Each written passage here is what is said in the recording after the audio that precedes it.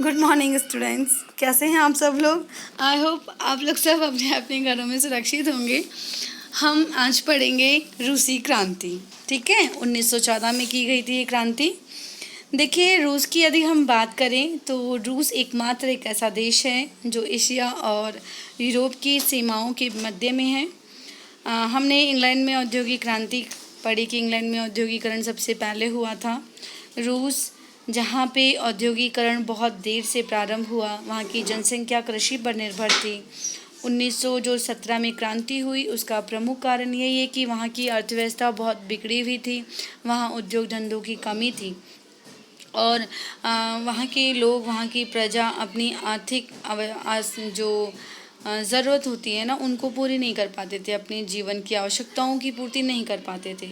दूसरा कारण था कि वहाँ का जो शासक जार निकोलस द्वितीय था, वो क्या था, एक विलासी राजा था। उसे कोई मतलब ही नहीं था कि वहाँ की जो प्रजा है वो किस तरह की क्या करती है क्या नहीं करती है। ठीक है, उनको प्रजा के दुखों से भी कोई मतलब नहीं था, सुखों से भी कोई मतलब। वो ये चाहता था कि बस मेरा जो जीवन है वो ऐशो आराम से गुजरना चाहिए। उसने एक तरह की दमनात्मक नीति अपना रखी थी, तो एक विरोध उसका ये भी था।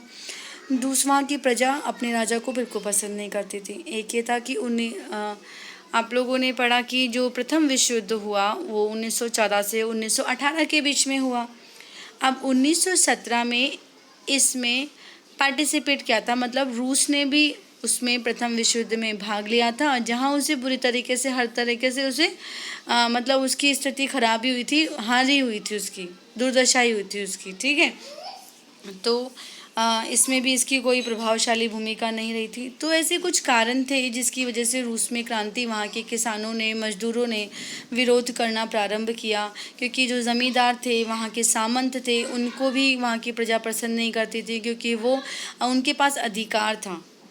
वो अधिकार कहाँ से मिला हुआ था, जार निकोलस द्वितीय ने दे रखा था कि आप लोग टैक्स वगैरह, कर वगैरह जो भी लेना चाहते हो वो प्रजा से लो, कैसे भी लो, या आपका क्राइटेरिया है। तो वो डर के कारण इन नवाबों का, इन सामंतों का सम्मान किया करते थे, ना कि दिल से रिस्पेक्ट किया करते थे। तो आइए हम देखते हैं रूसी साम्राज्य, रूसी क्रांति। 1914 में रूस और उसके साम्राज्य पर जार निकोलस द्वितीय का शासन था। मॉस्को के आसपास पड़ने वाले भूक्षेत्र के अलावा आज का फिनलैंड, लातविया, लुथानिया, एस्टोनिया और पोलैंड, यूक्रेन, बेलारूस के कुछ हिस्से रूसी साम्राज्य के अंग थे। इसको नोट डाउन कर लीजिएगा, आज का फिनलैंड, लातविया ये अंग थे। ये साम्राज्य प्रशांत महासागर तक फैला हुआ था और आज के मध्य एशियाई राज्यों के साथ साथ जॉर्जिया, आर्मेनिया, अजरबैजान भी इसी साम्राज्य के अंतर्गत आते थे।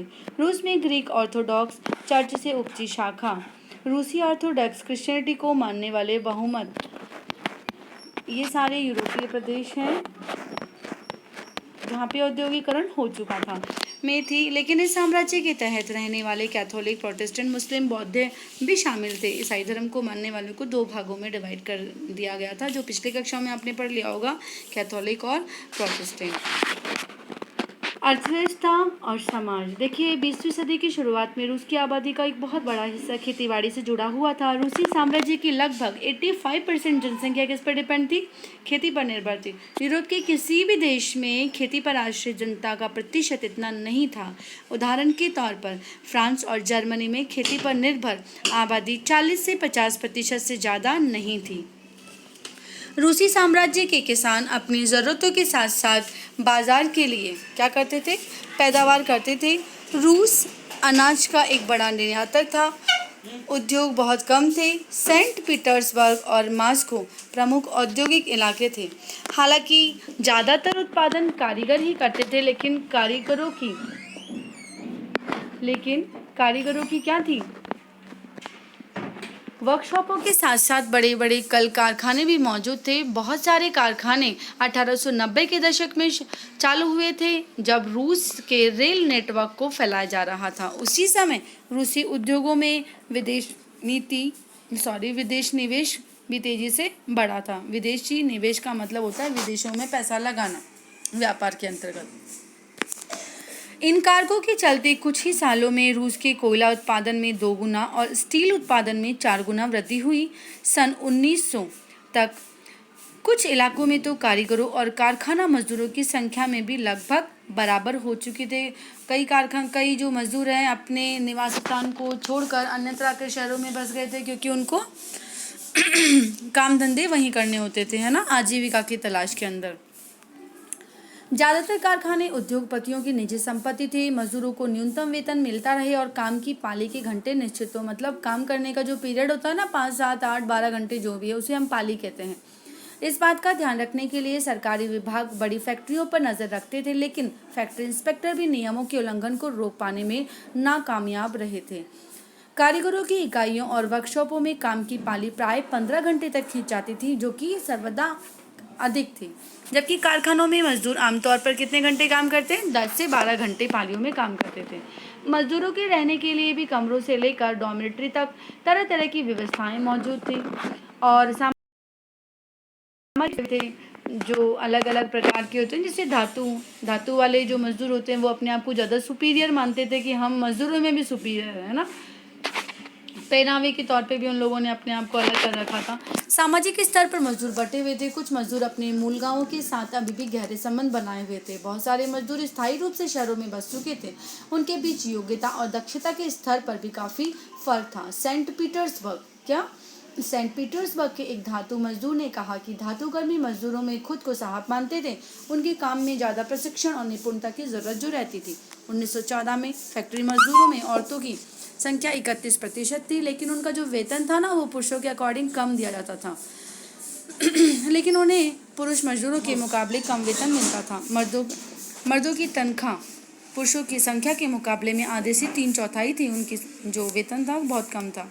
मजदूरों के बीच मौजूदा फासला उनके पहनावे और व्यवहार में भी साफ दिखाई देता था। यद्यपि कुछ मजदूरों ने बेरोजगारी या आर्थिक संकट के समय एक दूसरे की मदद करने के लिए संगठन बनाए थे, लेकिन ऐसे संगठन बहुत कम थे।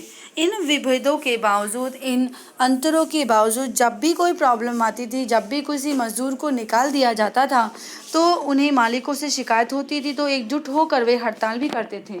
सन 1896-1897 के बीच कपड़ा उद्योग में और 1902 में धातु उद्योग में ऐसी हड़तालें काफ़ी बड़ी संख्या में आयोजित की गई।